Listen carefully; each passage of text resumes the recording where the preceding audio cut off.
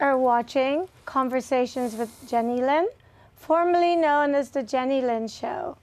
And tonight, I have another fascinating guest to share with you, Mahipal Lunia.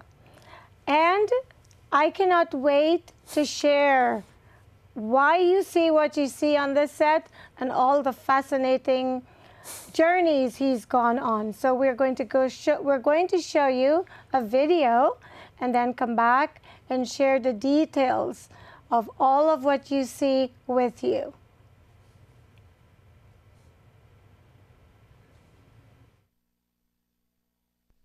As a holy day, who walk from the day hold me boy, from the day hold me brother, they call me a murderer. Holy day, who walk from the day hold me boy, from the day hold me boy, my father call me a murderer. Holy day, who walk from the day hold me boy, my mother tell me play boy, my father didn't want me correct. Holy day, who walk from the day hold me boy, my mother tell me son play, my father didn't want me correct. Holy day, who walk from the day hold me boy, from the day hold me boy, my papa call me a murderer. Holy day, who walk from the day hold me boy, from the day hold me boy, my father call me a murderer. Holy day, who walk from the day hold me boy, from the day hold me brother, they call me a murderer. Holy day, who walk from the day hold me boy, from the day hold me boy, my father call me a murderer. Holy day, who walk from the day hold me boy, from the day hold me brother, they call me a murderer. Holy day, who walk. I would say stick licking is the traditional recreation, sport, and martial art of the Barbadian men. I believe we can trace it back probably to the days of slavery. Of course, it has changed over the years as the society has changed.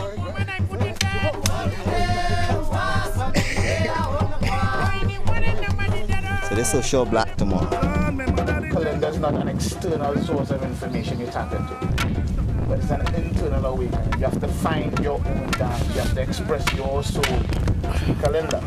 And in this expression of your soul, big, large numbers of classes aren't ideal. This expression of your soul and your dance and your vibe, your teachers have to find ways to create space for you to come out safely.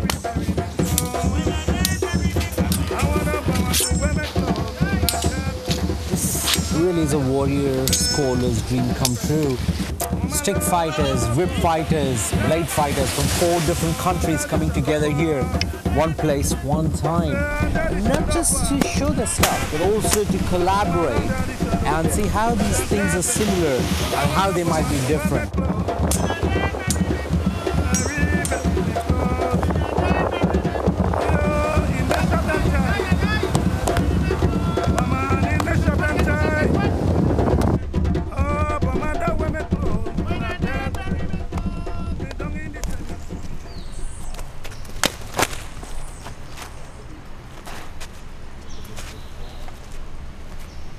You all right? Yeah.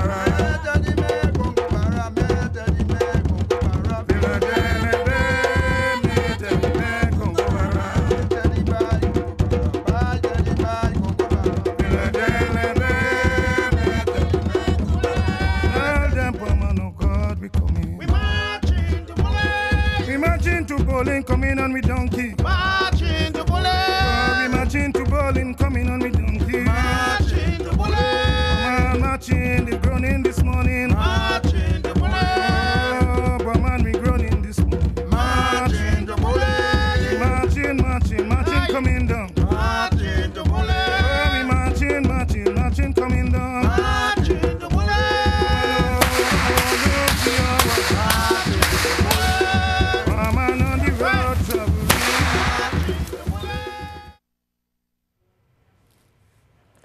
Mahipal, thank you so much for My coming pleasure. to my show. My pleasure. Wow, that video. Tell us about that. I mean, why are you interested in this? And tell us about it. So what this is all about, it's a field, a kind of an arcane field called hoplology. So what that means is it's the study of combat and elite performance.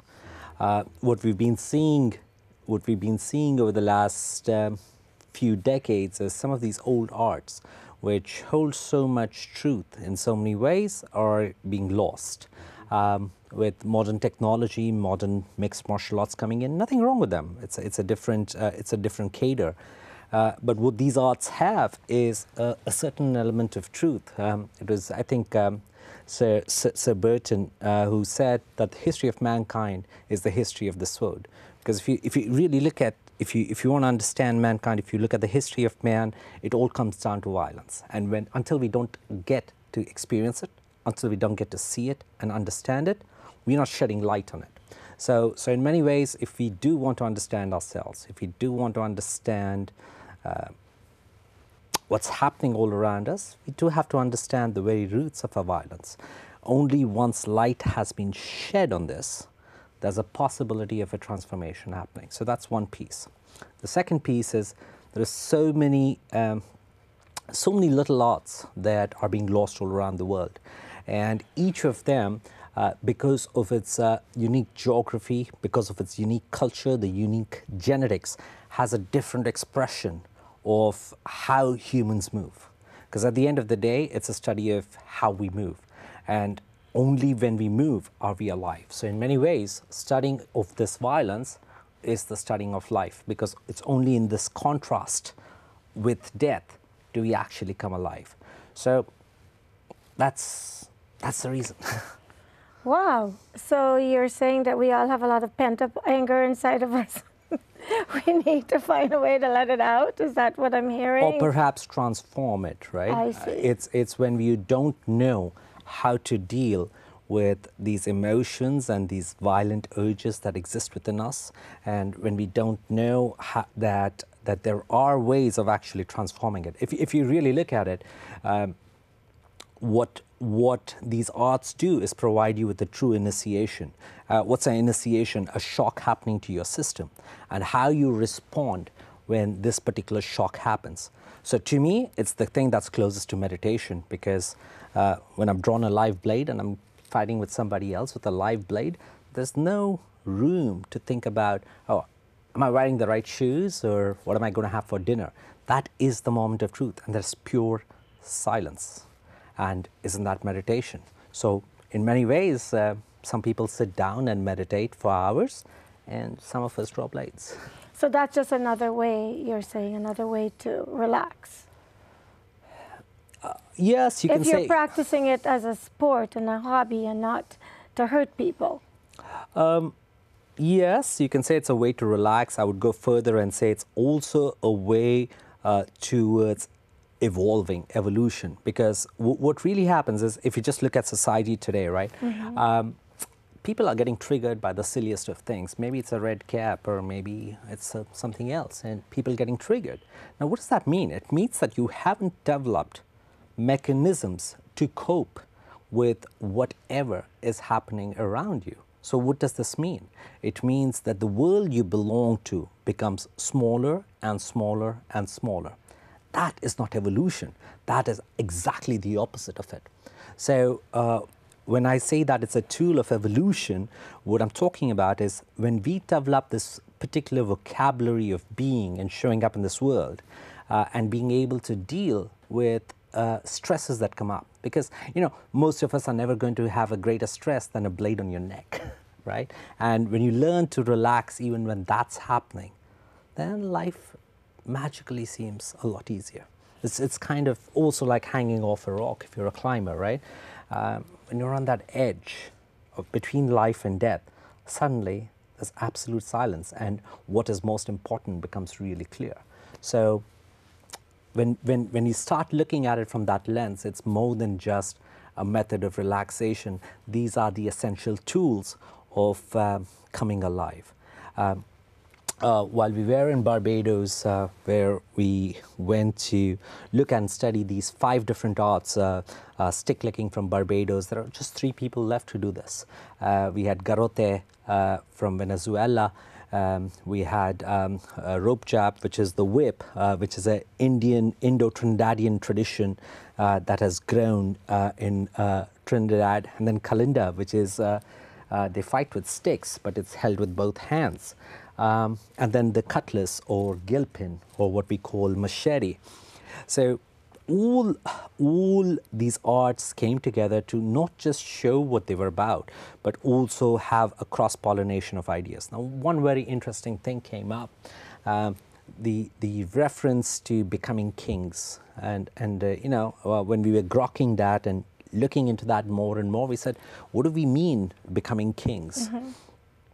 Well, what we had long, I mean, we would work 16, 18 hours a day, and sometimes even after all the shoots were complete, we were still there sitting and talking about this, with this idea around kingship. So what is this kingship? This is what mature masculine is all about, where you figure out what are the most important things for you, and then have the ability to actually fight for it. This is not about fighting against people, but it's about fighting for what you really believe in.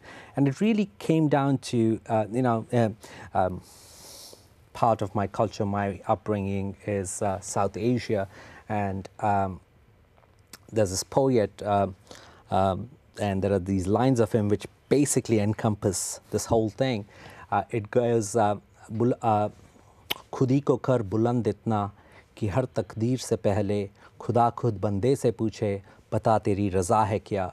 So what that means is that make thy will so strong that before that even the gods show up before they write your destiny and ask you, tell me, what is thy will? So that is the essence of this kingship. So when they embark on this journey, and there are these series of deep initiations at the point of life and death, where the blade, the stick, and blood is actually drawn, and you learn to develop and sharpen that will. So that is what this is all about, at least for me. For you, because as you're speaking, I am thinking, some may argue you could meditate, you could go for a walk, you could play soccer. There are many ways where you could get this type of pent-up emotions out of your system. And as I'm listening to you, what's coming to mind is violence. How do you, can you clarify for me? Because it seems like a really violent way to express your pent-up emotions. So just correct me where I'm wrong. That's one opinion. Yeah. So an example that I would give you is that of an egg, right? When the pressures on the outside are far great, what you get is an omelette. Not too good for the egg. Or a runny egg all over the place making a big mess. But not a good thing for the egg. Right, right. But when the pressure is greater inside, what the egg demands is greater than any pressure from the outside, there's a possibility of a chick. Right? So similarly, what I'm saying is that where you're seeing violence, I'm saying that forces clash naturally in nature, and it's foolish to think otherwise. Right? And I don't see it as violence. I see this as skills that you need in order for you to actually move on that path of evolution. So what you're calling violence, I also say it has a deep wisdom. But when we don't have the courage to look at it face to face and demand that the entire world change so that you can feel safe, that's immature, in my opinion. Because ultimately, it's about we are responsible for how we choose to live. And whether you like it or not, it's a violent world. And if you don't develop the skills to remain calm under that pressure, you will crack. The easiest thing that could happen is you're triggered. The worst thing is you have absolutely no way of protecting yourself or your loved ones or the things that you really care about in any way. So I don't see it as pent up. I think the world has pent up violence. What we need is an awareness to come at it and say, how do I play with it? How do I dance with it, right? Somebody draws a blade at me, I don't get frustrated. I smile. It's like it's a dance. So, but only when I have that level of calmness with it, there's a great possibility that I won't hurt the other person, and I might actually let them get away with it. How many people these days confront each other when they are angry or whatever with this type of confrontation? I think a lot of times you hear about guns and it's violence is violence. Right. Whether you're being abusive verbally, or you're picking up a stick, or you're drawing a gun. Right. Right. If I draw a weapon on you, if you are not at peace with the situation, your own death, your own mortality, and with weapon itself, I would argue that you would not know how to get out of that situation.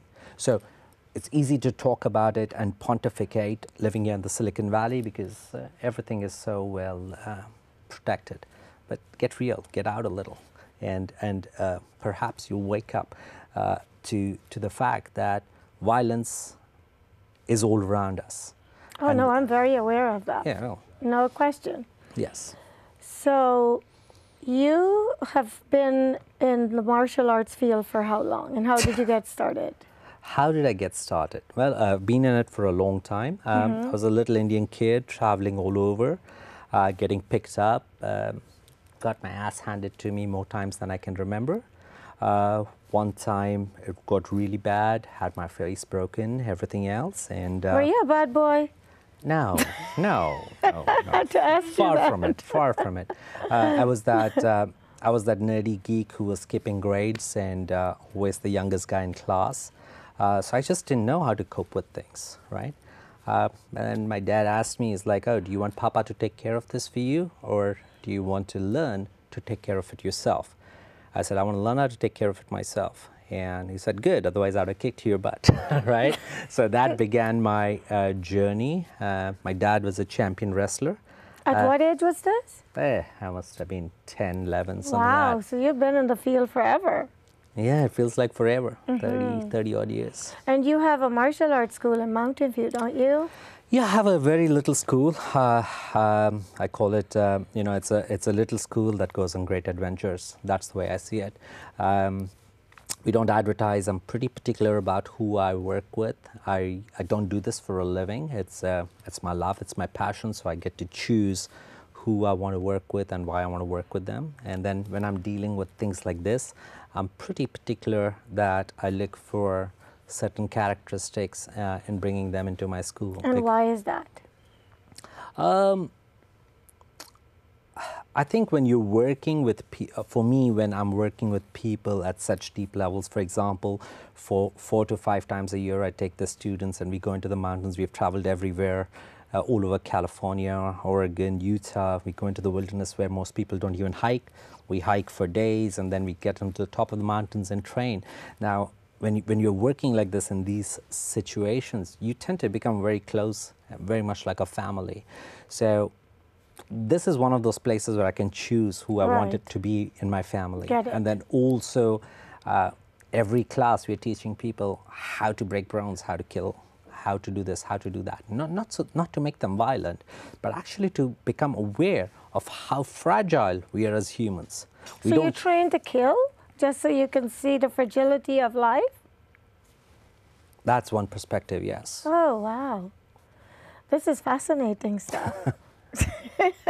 I mean, I personally have never done anything in martial arts, but I have lots of friends who do it, and they know how to protect themselves. So there are many, many ways in your life to protect yourself, because like you say, it's a dangerous world and it's pretty evil. So you need to be responsible and learn how to protect yourself. I think that you've been in it for so long that when you're speaking of it to me, I can hear your passion, but I still don't follow all of it because of how limited my knowledge is. Please ask me of the field. So those sticks over there, because we've already gone way halfway in our show. Okay. I don't want us to wrap the show up without explaining what some of the the sticks that are on the other side of you, Sure. what they are and how they play into everything. So this is from the expedition, right? So, Okay. So one of the things is that we went deep into the forest with these guys, and they showed us how sticks were picked, because it's a very personal ritual. Finding the stick you're going to fight with, Right. many a times for the rest of your life, and your life depends on it. So in many ways, the stick speaks to you, the tree speaks to you, much like the shamans talk about, right? In a lot of Latin American cultures, you hear about that. So we'd go into the forest, and these guys would say, okay, this is the right kind of stick. And then we essentially would pick that stick up. It would be cut in a very precise way based on certain lengths and configuration. Now, once that is done, like this is from an art called Kalinda from Trinidad.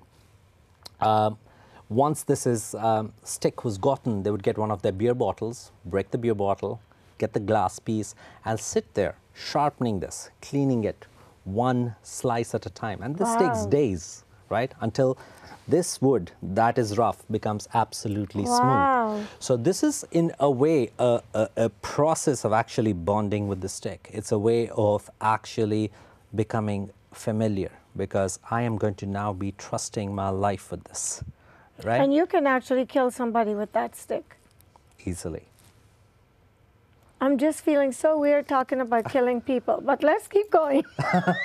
So The next one. That one looks like a walking stick. yeah, so there's another art called the blind man's stick, and you know, it very much looks like a walking stick. Now this is a very, it's an extinct wood now. I forget the name of this wood. Is this one also from Trinidad? This is from Trinidad. So this is an extinct wood, and they gifted this to me. They said, we want you to have it. And so people would just be walking on the street pretty much like, okay, this is my walking stick. But this is essentially a weapon, right? But what most people think is that it's the stick that does the killing, or it's the stick that does the defending. No, this is just a tool. Got it. The fighting is in the man. It's a skill. The skill is in the man. It's not the tool. It's not the tool. Right. Right? Well, So- and that's true for most things in life, right? Absolutely. Because I can have a gun, and if I don't know what to do with it, it's just like... Then it's dangerous for you. Thank you. Yeah, precisely my point. And the smooth-looking stick. So this is another stick. This is one of the sticks that in the carnivals that they still have fights where people actually fight, and when the winner comes out and he assumes the title of the king, and these sticks were held like this, whereas the Barbadian sticks were held straight up like this. So again, very different expressions, same weapon. The geography, the culture, and the music informs it very differently. Like Kalinda, if you watched it, it's just beautiful. Well, because there's music, there's dance, and the stick just plays a part with it, right? So it's not something like, oh, I need to look tough, I need to look this, or I need to look that. Because if you really know how to fight, you don't have to look anyway. Right. So believe it or not, I'm not taking you all over the place because I want to. I'm trying to get everything in the time we have left. Now, I'm very familiar with this, if I may pick it up. And in Guyana, I know a lot of people kill each other with this. Yeah. I grew up in a culture where this is actually the gun. Yes. It's equivalent to the gun in the U.S. And when people get good and mad and they're ready to end someone's life, this is what they do it with. We call it the machete. The cutlass or the Gilpin. The cutlass, yes. That's a famous name in Guyana. It's called a cutlass. We're only down to 3 minutes. So tell me quickly about this, and then we're going to talk about your future. It's America's weapon, right? So I think this is one of the original American weapons. Very lethal. Most deaths happen all over Latin America with this. And then I know we're down on 3 time. minutes. I want you to tell us what's in the future for you before we have to wrap. So one of the things that I'm doing now is not just going all around the world exploring these old arts, but I'm also bringing teachers from all around the world here. Last year we had knife fighters from 10 countries coming here to teach that over a 3-day weekend. And now this month, we have stick fighters from 15 different countries coming to teach that. So what's next? Continue these explorations and maybe also pass down what I think of as not just fighting, but a mature masculine, a way for men to actually assume this responsibility, find a way to work with this violence within us. Okay, so we're on a wrap, but before we go, give us your email address. If anyone wants to contact you, they know how to contact you. So it's mahipal@mountainviewike.com. Can you spell the Mahipal? MAHIPAL @mountainviewike.com. I am so grateful to you that It's been you a pleasure. took the time. I mean, it's so cool because this is from my backyard. Yeah, I'm this from, is you know, from I your- lived in Trinidad. I know. And it's so this is- funny that this- you're giving me sticks from my backyard. But thank you so much for watching the Jennylyn show. I hope, or Conversations with Jennylyn. I hope that if you are someone interested in this field, that you're doing it the safe way and you're not running around with a machete chopping people up. And I thank you so much, and I will see you next time. Thank you to my crew. I can never do these shows without them, and I'll see you next time. And thank you.